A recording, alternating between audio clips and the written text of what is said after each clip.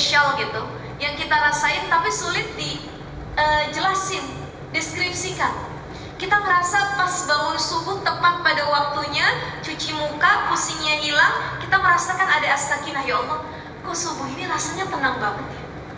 Kok hari ini rasanya tuh kayak aku tuh ngelihat kedamaian dalam diri sendiri.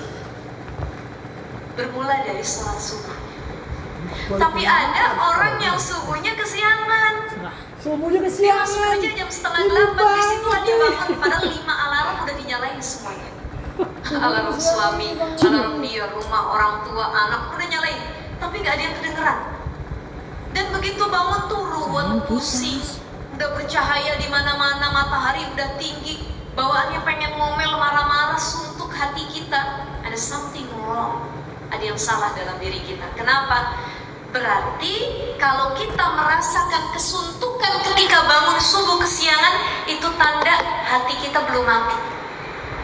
Kita bangun kesiangan. Ya Allah, kenapa sih saya bangun kesiangan? Ya Allah, kenapa sih saya harus bangun jam 7? Ya Allah, saya ninggalin waktu subuh. Ya Allah, ya Allah maafin saya. Ya Allah, sampai kita nangis, itu tanda hati kita masih hidup, teman-teman. Tapi tatkala ada orang bangun subuhnya kesiangan, enjoy aja tadi. Ya udah, malah nyanyi-nyanyi di kamar mandi. La la la la la la, na na na na na na. Dia nggak merasa tuh harus bersegera buru-buru ngelakuin subuh atau merasa berdosa. Itu tanda hati kita sudah mati. Ini penting. Makanya tazkiyatun nafas atau tazkiyatun nufus ya, itu cara bagaimana membuat hati kita tetap hidup. Ya, ala inna fil jasad mudghah idza salahat salahal jasadu kullu wa idza fasadat fasadal jasadu kullu ala wahyal qalbu. Ingatlah dalam hati itu ada satu gumpalan daging. Yang mana kalau daging ini baik, maka seluruh tubuh ikut baik. Tapi kalau daging ini rusak, seluruh tubuh ikut rusak. Apa itu? Qalbun, hati. Kalau hatinya sakit, satu tubuh sakit. Tapi kalau hatinya sehat, satu tubuh ikut sehat. Coba deh, ada orang dengki, nggak suka sama pencapaian teman kita. Itu masuk kerja tuh rasanya hatinya tuh gundah gulana loh teman-teman. Baru duduk, teman kerjanya datang ngeliat temannya baru beli iPhone keluaran terbaru 17 Pro Max. Ya, itu kita ngeliat, waduh, jabatan sama, satu kerjaan, gaji sama, kok dia udah bisa beli iPhone terbaru. Dongkol hati. Kerja nggak tenang, ibadah nggak tenang, lihat pencapaian orang lain, hatinya lagi nggak sehat. Maka hati yang nentuin kualitas diri kita. Oke, teman-teman. Maka di sini ada 3 fase penyucian jiwa. Jadi tazkiyatun nafas ini bukan sekedar self healing. Selama ini kan healing menurut kita tuh staycation, jalan-jalan. Ya, kita booking hotel, villa, kita sudah cari nih setiap minggunya kalau liburan kerja Sabtu Minggu kemana ya? Ke Puncak kah, ke Bandung kah, keluar kota kah? Pokoknya dalam 1 minggu harus ada staycationnya, healingnya. Dan menurut kita healing itu jalan-jalan ke pantai, ke gunung, ke hotel, ya, atau kemanapun yang menurut kita ada pemandangan indahnya. Dan ternyata selama ini kita salah. Staycation, jalan-jalan itu hanya healing fisik, tapi kita lupa untuk healing ruhani. Dan healing ruhani kuncinya ini, tazkiyatun nafas. Ada orang, coba deh teman-teman, saya pengen nanya, ada nggak teman-teman yang habis liburan ke hotel, staycation, family time sama keluarga, dan ini paling mahal nih hotelnya, ya, jauh lah. Mungkin saya ambil contohnya Puncak aja dulu. Kalau Sabtu Minggu kan kreditnya bukan main tuh jalanannya, karena semua orang Jakarta ke Puncak. Pulang dari Puncak, pulang dari Bandung, pulang jalan-jalan, teman-teman tuh pengennya marah-marah. Pernah nggak ngerasain itu? Capek, ruwet, badan pegel, pulang jalan-jalan bukan happy, pengen diurut, berantem sama pasangan, ada aja tingkah laku anak, banyak masalah. Pernah nggak pulang jalan-jalan ngalamin itu? Atau ada ibu-ibu yang curhat, ini kan sekarang rame tweets ya, tulisan-tulisan woman to woman katanya, ya, sesama perempuan atau istri to istri. Pernah nggak kalian kalau pulang liburan ngerasa tuh capek banget, keluar rumah pengennya liburan, tapi gue ngerasa kayaknya liburan gue tuh tiduran di rumah deh. Karena pengen liburan keluar rumah bawa anak-anak itu tuh zonk, ternyata yang ada makin capek. Betul nggak teman-teman? Pernah nggak sih kita ngerasa itu? Ini relate nggak ya? Saya pengen nanya, yang hadir di sini sudah menikah atau belum? Yang belum menikah ada? Mayoritas sudah menikah ya, jadi pasti ini relate, apalagi yang sudah punya anak-anak. Kok kayaknya pengen keluar niatnya healing, tapi pulang malah berantem sama pasangan, malah makin capek. Karena mohon izin, healing kita ketika keluar sekedar healing fisik, jasmani, bukan healing rohani. Tapi coba healing rohani itu gimana Ustazah? Nggak perlu mahal hotelnya, nggak perlu jauh tempatnya. Minimal, ini yang paling dekat saya ajarin teman-teman, ini ngajarin teman-teman, ke Ragunan aja yang masuknya 4.000 perak. Itu kan Ragunan udah healing tuh. Ada gajah, ada binatang-binatang, jalan, naik sepeda sama suami sambil makan es krim. Di situ akhirnya deep talk, ngobrol. Sayang, kenapa? Kok Ragunan hari ini terasa indah ya sayang? Kenapa? Ya karena sikap kamu yang berbeda dari biasanya. Itu istri, walaupun cuma diajak ke Ragunan naik sepeda sambil makan es krim, dia akan ngerasa healing. Bukan hanya fisik, tapi ruhaninya. Karena ada deep talk, ngobrol. Masya Allah ya, yang indah ciptaan Allah. Kok binatang ini bisa seperti ini ya? Duduk. Jadi nggak usah muluk-muluk, duduk aja di Ragunan, nggak usah ngapa-ngapain, duduk. Enak ya sambil makan pecel, gorengan, sambil minum air es. Ya Allah, ini healing yang mama cari selama ini. Kalau bukan karena Allah yang memberikan rizki, kalau bukan karena Allah Ar-Razzaq, gak nikmat healing kita. Tapi ada orang sebintang 5 apapun hotel yang dia datangi, nyampe sana berantem sama suami gara-gara perkara sepele kecil. Pernah gak kita merasa kayak gitu? Karena niat kita healing sekedar menghibur jasmani, tapi lupa menghibur rohani. Coba kita ke pantai.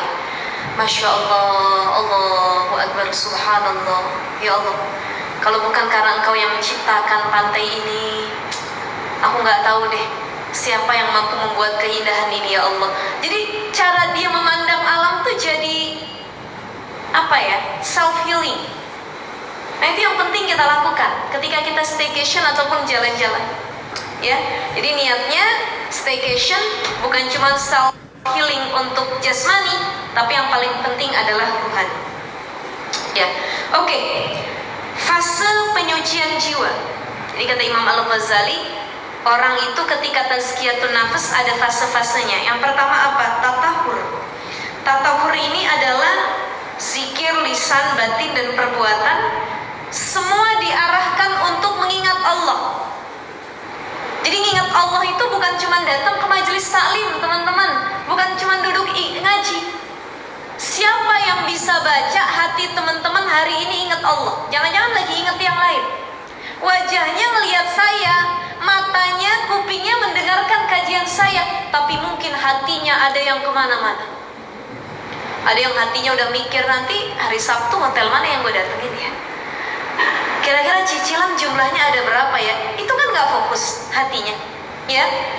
Tapi ada orang yang biarpun dia bukan duduk di majelis ilmu, bukan dia duduk di majelis taklim, mungkin dia lagi duduk di pinggir jalan, dia lagi bekerja, tapi hatinya lagi zikrullah. Alladzina yadhkurunallaha qiyaman wa qu'udan wa 'ala junubihim wa yatafakkaruna fi khalqis samawati wal ardh. Kata Allah, orang yang mengingat Allah lagi duduk, berdiri, tiduran, hatinya tuh gak pernah lupa sama Allah. Ada teman-teman lagi kerja, halo, teman-teman lagi kerja di depan laptop, komputer, sambil kerja hatinya sambil Allah, Allah, Allah, Allah, la ilaha illallah, la ilaha illallah. Lagi ngobrol sama teman, lagi kumpul, subhanallah, alhamdulillah, wa la ilaha illallah, Allahu Akbar. Jadi yang pertama, fase tazkiyatun nafas, mensucikan jiwa itu adalah dengan melakukan zikir, mengingat Allah di setiap kegiatan apapun. Ini cara mensucikan diri kita. Orang kalau setiap apapun dia ingatnya Allah, insya Allah lebih mudah nyuciin dirinya, bersihin dirinya. Ya. Yang kedua, setelah tatahur, mensucikan dengan mengingat asma-asma Allah, dan perbuatannya. Yang kedua adalah tahakkuk. Tahakkuk itu adalah perwujudan sifat-sifat Allah yang mulia dalam aktivitas sehari-hari. Tadi yang pertama, contohnya apa? Contoh orang yang dalam hidupnya selalu tersirat kalimat zikrullah adalah orang yang melibatkan Allah dalam hal apapun. Sambil contoh, ada orang kaget. Ketika kaget, kalau dia memang sudah masuk nih tatuhur, mensucikan diri, maka cara kagetnya langsung nyebut nama Allah. Astagfirullahaladzim, astagfirullahaladzim. Ya Allah, jangan ngagetin dong. Yang disebut langsung ismullah, ismuzat, nama Allah. Tapi ada orang yang kalau kaget nyebutnya kebun binatang atau yang jorok-jorok. Ini reminder aja buat kita masing-masing ya, teman-teman semua ya. Jadi ciri zikrullah, tatahur, mensucikan diri adalah melibatkan Allah dalam hal apapun. Kaget, baca istighfar. Kena musibah, baca innalillahi wa inna ilaihi rojiun. Melihat yang indah, kita mengucap masya Allah. Semuanya kembaliin kepada Allah. Nah, ini yang pertama, tatahur. Yang kedua ada tahakkuk. Tahakkuk ini mewujudkan sifat-sifat Allah yang mulia dalam aktivitas sehari-hari. Contoh, Allah itu punya sifat Rahman, Allah itu punya sifat Rahim, Maha Pengasih, Maha Penyayang. Maka seseorang yang sedang berproses tazkiyatun nafas, mensucikan jiwanya, dia akan mewujudkan sifat Allah tadi, bahkan yang 99 Asmaul Husna dalam aktivitas sehari-hari. Allah punya sifat Rahman Rahim, pengasih penyayang. Maka saya wujudkan dalam keseharian saya. Apa? Saya berusaha jadi orang yang penyayang kepada yang tua, kepada yang muda, kepada yang berada, kepada yang tidak punya apa-apa. Mewujudkan sifat Rahman Rahimnya Allah. Anak-anak saya sayangi, yang tua saya sayangi, Rahman Rahimnya Allah.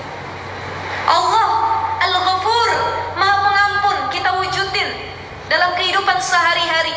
Kalau Allah saja punya sifat ghafur, memaafkan, Allah meridhai siapapun yang bertobat, meminta ampun. Masa kita manusia nggak mau maafin kesalahan manusia lainnya? Wujudin dalam sifat-sifat yang Allah miliki sehari-hari. Halo teman-teman, teteh-teteh, ini kajiannya berat ya? Berat ya, benar ya? Tapi yang kayak gini tuh harusnya sering diangkat, karena ini berkaitan dengan hati. Jadi mohon maaf kalau kajiannya berat dan teman-teman agak ngantuk. Ini waktu-waktu prime time ya, merem tuh enak banget ya, demi Allah, apalagi AC-nya dingin gitu. Cuman kalau saya nggak bahas, ini tuh rugi banget, karena ini masalah yang krusial. Balik ke hati. Orang yang tazkiyatun nafas, pertama apa? Melibatkan Allah dalam segala hal, itu bukti dia zikrullah. Ingat Allah dalam hal apapun.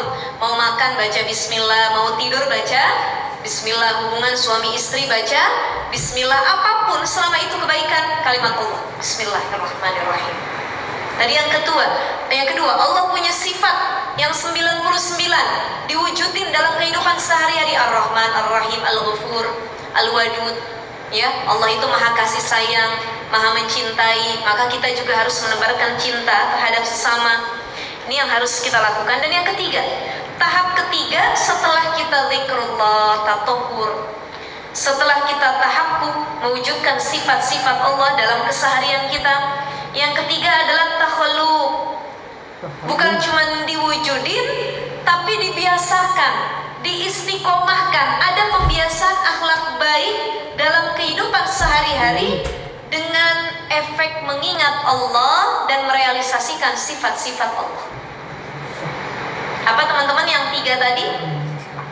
Tatahur. Apa tatahur? Melibatkan Allah dalam segala hal, yaitu dengan zikrullah. Yang kedua, tahakkuk, mewujudkan sifat-sifat Allah dalam kehidupan sehari-hari. Yang ketiga, takhalluq, yaitu membiasakan sifat-sifat baik yang kita wujudin dari sifat-sifat Allah. Ini yang ketiga ya, makna tazkiyatun atau step by step dari tazkiyatun nafas. Sekali lagi teman-teman, tazkiyatun nafas itu bukan sekedar healing, bukan sekedar self healing, tapi tazkiyatun nafas adalah self improvement. Bukan cuma skill yang diimprove, bukan cuma kemampuan yang diimprove, bukan cuma kecantikan yang diimprove. Coba deh kita lihat zaman sekarang, kecantikan itu bisa diupgrade, diimprove. Ya, ada kata Ibnu Ashur, cantik itu ada cantik yang nature dari lahir, ada cantik yang karena tambahan, hiasan. Nature dari lahir udah mancung hidungnya, kulitnya putih kemerah-merahan, nggak perlu pakai blush on udah keping-pingan pipinya Humairah, ya, badannya sudah bagus, itu namanya dari lahir. Jadi cantik ada bahasa begini teman-teman, dia memang udah cantik dari lahir, dari kecil udah cantik, nggak usah ditambahin apa-apa, emang udah cantik. Tapi ada yang cantiknya tuh baru di-upgrade. Ibarat kalau window, iOS ataupun handphone itu di-upgrade, ya, jadi lebih bagus. Nah, kita sekarang lihat banyak upgradean yang melanggar aturan Allah. Saya tanya teman-teman, halo, mengupgrade kecantikan boleh nggak? Boleh atau tidak? Tapi kalau sudah melanggar aturan Allah, nggak boleh. Ya, pengen cantik halal, tapi kalau pengen cantik dengan operasi plastik haram. Fala yughayyirunna khalqallah. Berapa banyak orang sekarang pengen dipuji, kamu cantik ya, makin cantik, makin glowing, tapi dia merubah ciptaan Allah. Hidungnya udah mungil kecil, cantik, Allah ciptain dari lahir. Begitu besar dia panjangin tuh hidung. Datang ke klinik estetik, dokter kecantikan, dimancungin hidungnya, padahal tahu hukumnya haram, merubah ciptaan Allah. Main pedal apa padel? Padel ya. Main padel sama kawannya, kesemes bola, mencong hidungnya. Saya tanya, ciptaan Allah apa manusia? Buatan Allah apa buatan manusia? Buatan manusia. Maka saya ingin katakan, buatan Allah tuh gak ada yang gagal, tapi buatan manusia peluang gagalnya lebih besar. Beda. Maka mengupgrade kecantikan boleh teman-teman, pakai skincare, treatment, ya. Kemudian ada yang olahraga dari dalam, minum obat dari dalam, boleh, dengan catatan tidak melanggar aturan Allah atau merubah ciptaan Allah. Tapi kalau upgrade kecantikannya dengan melanggar aturan Allah, itu yang Allah benci. Maka bukan cuma cantik yang di-upgrade, bukan cuma skill yang di-upgrade, bukan cuma kulit yang di-upgrade, tapi saya ingin bilang kepada para ladies, teman-teman, para wanita, iman adalah yang utama yang harus di-improve, di-upgrade. Jadi self-healing itu tazkiyatun nafas, dan self-improvement itu juga tazkiyatun nafas. Yuk improve iman kita. Yang tadinya males jadi rajin, yang tadinya nggak tahu apa-apa jadi tahu, yang tadinya jauh dari Allah jadi dekat, yang tadinya nggak tahu hukum-hukum Allah jadi sekarang tahu, lebih hati-hati. Itu efek dari tazkiyatun nafas. Terakhir teman-teman, sebelum saya tutup karena sudah jam 1. Kata Imam Al-Ghazali, orang yang sudah tazkiyatun nafas atau orang yang selalu berusaha untuk mensucikan dirinya, ini bisa kita lihat dari cara berwudu. Ibadah pertama nih wudu. Wudu itu kan adalah jalan ibadah sebelum masuk ke ibadah-ibadah lainnya. Orang nggak bisa sholat kecuali wudu dulu. Orang nggak bisa baca Quran kecuali wudu dulu. Maka wudu adalah pintu bersuci untuk melaksanakan ibadah. Contoh kata Imam Al-Ghazali, orang yang lagi di fase tazkiyatun nafas itu kalau wudu bukan sekedar basuh anggota tubuh. Kita selama ini wudu basuh mulut, hidung, muka, udah nawaitul wudu ali rafil hadas asghari lillahi ta'ala, khalas. Dan itu cuman basicnya aja. Tapi kata Imam Al-Ghazali, orang yang tazkiyatun nafas dalam wudunya, dia akan ini saya ringkas ya teman-teman ya, itu tidak cukup hanya nuangin air dan bersihin anggota tubuhnya saja, tapi ada beberapa perkara kata Imam Al-Ghazali. Pertama, orang yang benar-benar tazkiyatun nafas sedang proses, dia berwudu itu dengan cara membersihkan lahir, anggota badan, ya. Jadi wudu itu niatnya tadi ada upil-upil, ada kotoran di hidung dibersihin, mulut ada sisa makanan di kumur-kumur, itu kan kotoran-kotoran secara lahir. Jadi membersihkan lahiriah. Yang kedua, ya, orang yang berwudu dan lagi tazkiyatun nafas proses, dia akan membersihkan hati, tingkah laku dari akhlak yang tercela. Dan yang ketiga, ya, mensucikan anggota badan dari perbuatan-perbuatan dosa. Jadi satu, membersihkan lahiriahnya, membersihkan fisiknya dari kotoran atau najis. Yang kedua, membersihkan hatinya atau tingkah lakunya dari akhlak-akhlak tercela. Yang ketiga, mensucikan anggota badannya dari perbuatan dosa, ya. Dan yang keempat, membersihkan diri dari pengabdian selain Allah. Contoh begini, saya dulu waktu mondok di pesantren, saya diajarin sama guru saya gini, kalau kamu wudhu, biar wudhunya tuh jadi something special, berbeda, coba niatnya jangan cuma bersihin diri dari najis dan kotoran. Ini ternyata yang disampaikan oleh Imam Al-Ghazali. Makanya teman-teman coba lihat deh. Ini kan kalau perempuan biasanya efeknya apa ustazah? Hasilnya jadi apa? Oke, saya akan bilang terlebih dahulu. Pernah nggak teman-teman dengar begini? Kamu skincare-nya apa? Air wudhu katanya. Itu nggak salah juga loh 100%. Karena orang yang benar-benar wudhunya bukan hanya sekedar mensucikan badan, tapi 4 komponen yang Imam Al-Ghazali ini sampaikan, efeknya tuh nggak main-main. Pernah nggak teman-teman ngelihat orang yang wajahnya tuh secara penampilan nggak cantik sih, biasa aja, ya standar lah, orang sama lah yang mukanya begini tuh sama gitu. Cuman kalau saya ngelihat nih orang secara aura tuh berbeda, cara bicaranya, cara bersikapnya, cara jalannya, raut mukanya, saya ngelihat kayak ada tadi something special. Kok tenang ya ngelihat wajahnya, kok adem ya, bercahaya, walaupun mukanya tuh nggak make up, nggak pakai skincare, tapi waduh, beda nih orang nih. Ada satu yang berbeda. Bisa jadi dia ngamalin 2. Satu, ahli wudhu, dan wudhunya nggak main-main, tapi juga membersihkan segala penyakit hati, dosa-dosa yang ada, penghambaan kepada selain Allah. Dan yang kedua, bisa jadi dia ahli sujud. Jadi orang yang ahli sujud itu cirinya bukan cuma jidatnya hitam. Ada orang yang jidatnya hitam karena kepentok, bukan ahli sujud. Jadi nggak semua cirinya jidat hitam, enggak. Tapi ada juga, ya walaupun ada beberapa yang jidatnya hitam karena rajin sujud ya. Nah ada beberapa yang ciri min athari sujud itu bercahaya, wajahnya tuh ada aura, something special yang kita ngerasa tuh sakinah, tenang kalau melihat orang itu. Aduh tenang banget melihat dia. Kalau ngelihat kawan saya yang ini mukanya tuh kayak ingatnya Allah, pengennya ibadah, pengen baca Quran, pengen fastabiqul khairat. Tapi ada wajah temen yang kalau kita ngelihat mukanya tuh pengennya bikin dosa. Tahu nggak teman-teman? Oke, halo. Saya pengen teman-teman masing-masing nengok ke teman sebelahnya. Silahkan lihat temannya masing-masing. Kira-kira jangan disampaikan di sini tapi ya, teman kita wajah yang mana? Yang ngajakin bikin dosa apa ngajakin ibadah gitu ya.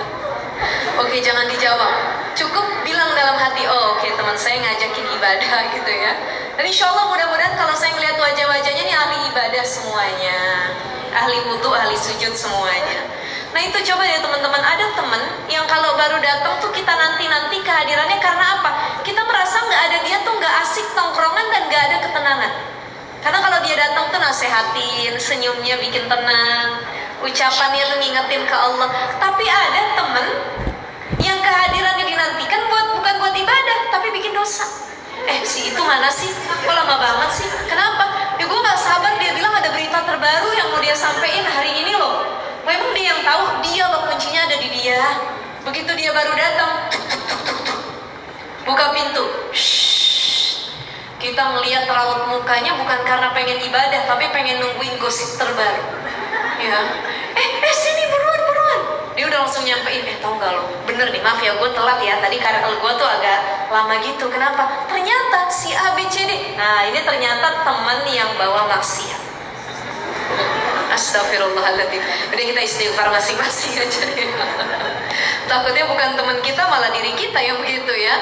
Nah itu ya, jadi teman-teman sekali lagi, itu cara wudhu yang diajarkan oleh Imam Al-Ghazali. Jangan cuma bersihin badan dari najis, tapi bersihin dari penyakit hati, bersihin dari dosa-dosa yang pernah kita lakukan, kemaksiatan yang pernah kita lakoni, dan bersihin diri dari menghambakan selain Allah. Ya, jangan menghambakan manusia, jangan menghambakan pasangan, jangan menghambakan atasan, cukup menghambakan Allah. Nah itu terakhir kata Syekh Yusri Jabir, salah satu seorang ulama Mesir terkemuka. Beliau mengatakan tazkiyatun nafs ini adalah media untuk sampai kepada Allah. Ya, dan orang yang ibadah tanpa tazkiyatun nafs gak akan sampai dirinya tuh mengenal Allah, ma'rifatullah. Dan orang yang berilmu tanpa tazkiyatun nafs, maka dia akan laksana iblis, sombong.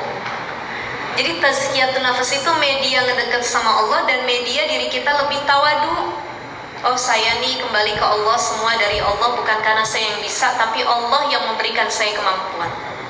Itu. Jadi sering-sering self healing, nangis,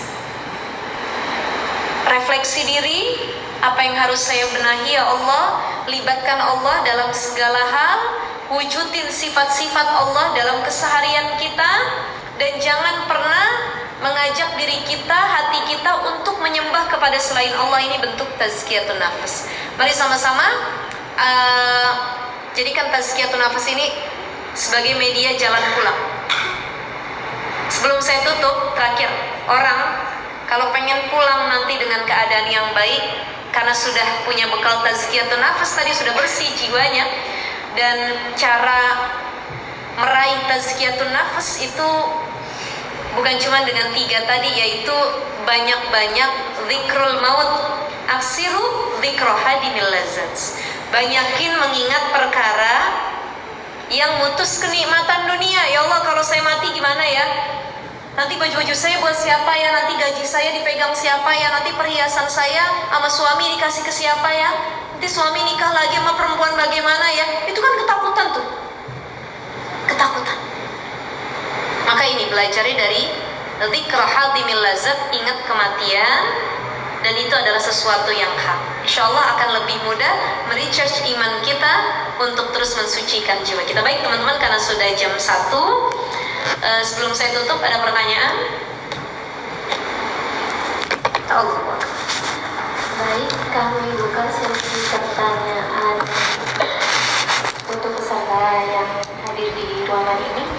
Tadi sudah ada angkat tangan, Mbak Sinten. Assalamualaikum warahmatullahi wabarakatuh. Waalaikumsalam warahmatullahi wabarakatuh. Perkenalkan, saya Ayu. Saya izin bertanya, nafsu itu kan tidak terlihat ya, dan kita juga kalau kenal secara sains itu kan kita kenalnya itu hormon. Nah, pertanyaan saya sebenarnya, hormon yang mempengaruhi nafsu atau nafsu yang mempengaruhi hormon? Karena contoh ketika wanita itu sering menyalahkan hormon karena kan pengen banyak ngemil gitu, jadi meledak-meledak gitu. Padahal kadang bisa juga dimaknai kalau itu emang hawa nafsu kita yang pengen makannya tuh banyak. Tapi ada contoh lainnya juga, keinginan kuat tapi akhirnya itu bisa memicu hormon stres kita atau disebut seperti hormon kortisol. Nah biasanya orang-orang itu kalau udah nggak bisa mengendalikan, mereka kan akhirnya minum obat pengendali hormon. Nah sedangkan kan Rasulullah ini kan dulu pernah menyampaikan kalau ada segumpal daging di sini itu kan pokoknya sebenarnya baik, daging yang ada di sini itu baik, dia akan membuat seluruh badan itu tuh baik. Nah sedangkan kalau kita tiap kali bangun tidur itu kan pasti kolbu itu kan bergejolak ya, kita tuh mau baik atau mau enggak gitu, dan tiap hari kan kita mengalami fase yang sama ya, sampai akhirnya kita tuh kan bisa mengerem itu. Nah ada tips juga nggak sih untuk menyeimbangkan antara hawa nafsu dan juga hormon, dan hubungan di antara kedua ini sebenarnya gimana? Terima kasih. Assalamualaikum warahmatullahi wabarakatuh. Waalaikumsalam warahmatullahi wabarakatuh. Masya Allah, ini pertanyaannya luar biasa sekali ya. Siapa yang mempengaruhi dan dipengaruhi, hormon atau hawa nafsu?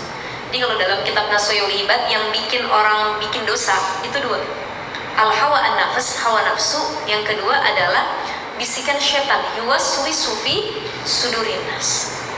Nah, kalau ada perempuan misalkan hormonnya lagi nggak baik gitu. Kalau hormon itu kan biasanya dari keadaan-keadaan tertentu ya. Nah, siapa yang mempengaruhi hormon? Biasanya karena hawa nafsu, hati kita yang nggak baik. Jadi saya berpacu kepada hadis Nabi. Kenapa orang timbul tadi hormon kortisol, ya hormon-hormon yang lainnya, stres, kemudian gak tenang hidupnya, sampai minum obat penenang, obat yang bisa membuatnya tidur lelap. Sekali lagi karena ada something wrong dalam hatinya. Nafasnya, kalbunya tuh ada something wrong, sesuatu yang harus dibenahi. Dan itu nanti akhirnya memicu ketidakseimbangan hormon.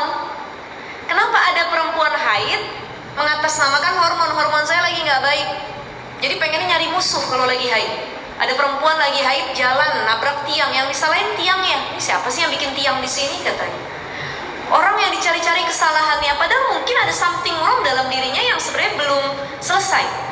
Dan dia mengatasnamakan haid. Buktinya nggak semua perempuan haid hormonnya tuh acak-adul kok.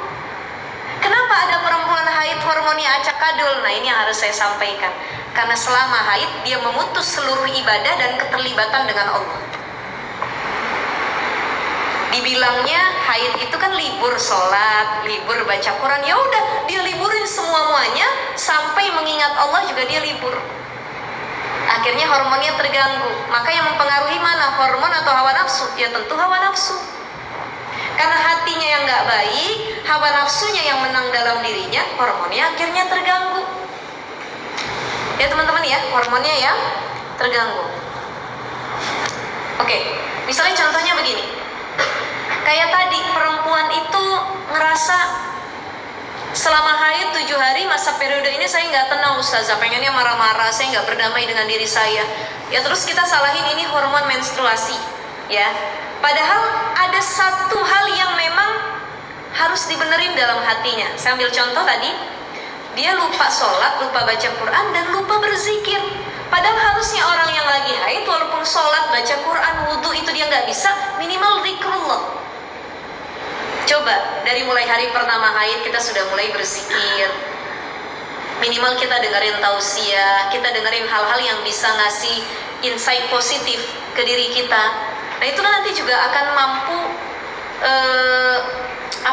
merubah hormon yang ada dalam tubuh kita. Itu hormon itu kan kaitannya dalam ilmu sains ya. Kalau ilmu agama sendiri berkaitan dengan tazkiyatun nafs.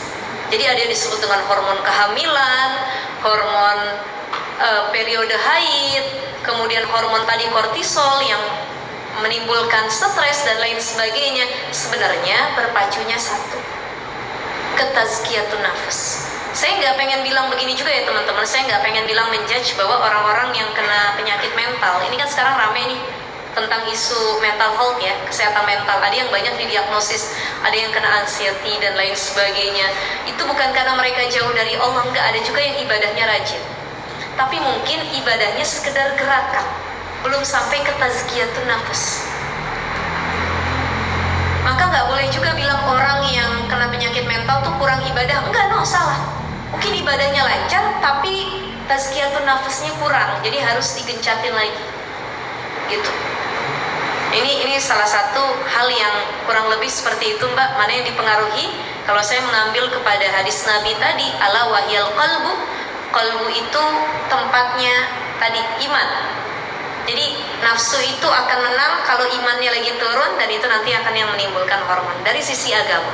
Tapi mungkin dari sisi medis ada jawaban yang berbeda, karena kan masing-masing fan keilmuan itu punya pandangan tersendiri. Itu ya Mbak ya, kurang lebihnya. Baik, ada lagi teman-teman? Tadi ada satu lagi, Mbak. Bismillahirrahmanirrahim. Assalamualaikum warahmatullahi wabarakatuh. Waalaikumsalam warahmatullahi wabarakatuh. Izin bertanya, sekarang saya tuh sedang menghadapi saudara yang lagi marahan sama orang tuanya, dan itu sudah setahun lebih berlalu. Tetap aja mereka belum ngobrol, belum saling memaafkan. Nah, tadi kan salah satu tahapan tazkiyatun nafs kan juga mensifati sifat-sifat Allah, salah satunya Al-Ghafur, memaafkan. Nah, gimana kalau ternyata dibalik gitu? Tapi kan kita bukan Allah, gimana caranya memaafkan gitu kan? Mungkin ya emang benar ya, tapi ada nggak sih step-step konkretnya gitu, biar saya juga ingin saudara saya ini yang berdamai gitu. Terima kasih. Baik, ini sebenarnya persoalan yang umum ya, tentang maaf dan memaafkan. Saya pengen nanya sama teman-teman, lebih sulit memaafkan atau meminta maaf? Coba deh kita pikirin ya, lebih sulit maafin apa minta maaf? Memaafkan. Minta, dua-duanya sulit loh. Jadi kalau mau dipilih salah satu, ustazah saya rasa dua-duanya sulit. Minta maaf, gengsi kita tinggi. Saya nggak salah kok. Kenapa harus saya minta maaf? Sulit. Dan memaafkan juga nggak kalah sulitnya, karena sudah dicabik hati kita, disakiti berkali-kali, tapi kita harus ridho, ikhlas, aku maafkan, aku ridhoi, ya. Dan itu sulit kan? Nah, oke. Bukan cuman case-nya tuh kejadiannya sama tadi keluarga Mbak gitu ya, tapi kita semua. Makanya tips untuk memaafkan, memang kita tuh nggak bakal bisa 100% mengaplikasikan sifat Allah al-afu al-ghafur, sulit. Sama dengan Allah 100% tuh nggak bisa, tapi minimal percikan-percikannya ada. Artinya minimal sedikit demi sedikit bisa niru lah sifat-sifat Allah tadi, al-afu al-ghafur. Sekali lagi, Allah aja maha pemaaf, masa kita enggak? Kita ini siapa? Kita bukan Tuhan. Dan kalau manusia bikin salah, wajar, mereka juga bukan Tuhan. Manusia tempatnya salah dan dosa, itu yang jadi point of view. Poin utamanya adalah kita sama-sama manusia, kita punya dosa, dan harus ada peluang untuk saling memaafkan. Karena kita bukan Tuhan, kerabat kita bukan Tuhan. Itu yang pertama. Yang kedua, tips untuk memaafkan. Kembali lagi, orang yang mudah memaafkan itu adalah orang yang sudah berdamai dengan dirinya sendiri. Maka ada rentetan fase namanya ma'rifatullah, ma'rifatun nafs. Orang yang mudah memaafkan adalah orang yang sudah melewati fase mengenal Allah dengan baik, mengenal tujuan dirinya diciptakan dengan baik.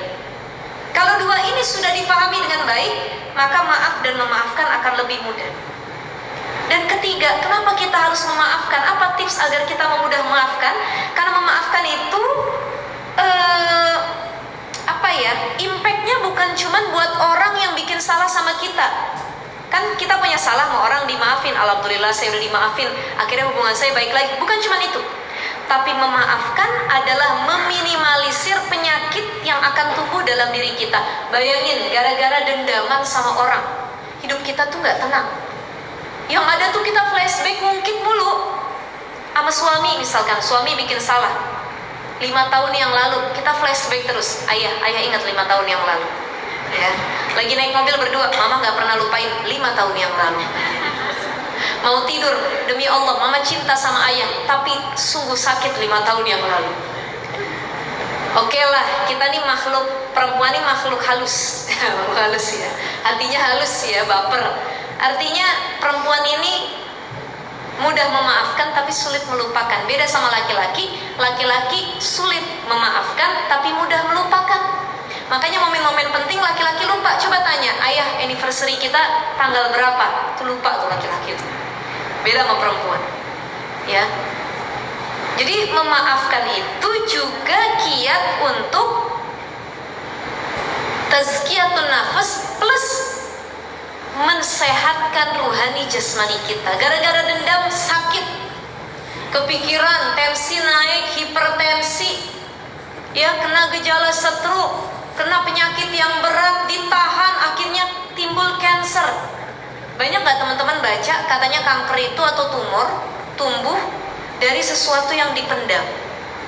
Bisa jadi karena kita memendam dendam dari orang-orang sekitar. Maka caranya apa? Tazkiyatun nafas. Wujudin sifat-sifat Allah, al-afu al-ghafur. Saya ikhlas, saya redha yang udah-udah. Dia juga manusia, pernah bikin salah, biarpun sakit ya Allah, demi Allah sakit emang. Saya ikhlas ya Allah. Saya lapangin diri saya maafin bukan karena ngelihat orang itu, tapi saya maafin salah satu alasannya biar engkau ridho dan biar saya sehat jasmani rohani saya. Kurang lebih begitu. Jadi efeknya bukan cuma orang, tapi diri kita yang mau sehat, baik batin dan lahir kita. Itu ya Mbak ya. Baik teteh-teteh semua, nyatanya waktu sudah hampir 1:30. Kalau nggak di stop bisa lebih panjang lagi. Insya Allah mudah-mudahan kita umurnya panjang, sehat afiat, bisa kembali silaturahim, kita bahas hal-hal yang lumayan agak langka dibahas, tapi menarik. Saya senang kalau ada kantor-kantor atau kajian-kajian yang temanya tuh langka, dan ini berkaitannya langsung hubungannya hablu minallah, dengan Allah, tazkiyatun nafas. Karena kebanyakan tuh tema-tema yang ya jarang mengkaji hati, bagaimana kita mendekatkan diri kepada Allah. Insya Allah ini jadi insight tambahan buat kita semua. Mudah-mudahan kita jadi hamba yang semakin taat, diampuni dosa-dosa kita, dan insya Allah lebih mudah diri kita untuk takut dan mendekat kepada Allah Subhanahu wa Ta'ala. Itu saja yang dapat saya sampaikan, teman-teman. Kurang lebihnya mohon maaf. Billahi taufiq wal hidayah. Assalamualaikum warahmatullahi wabarakatuh.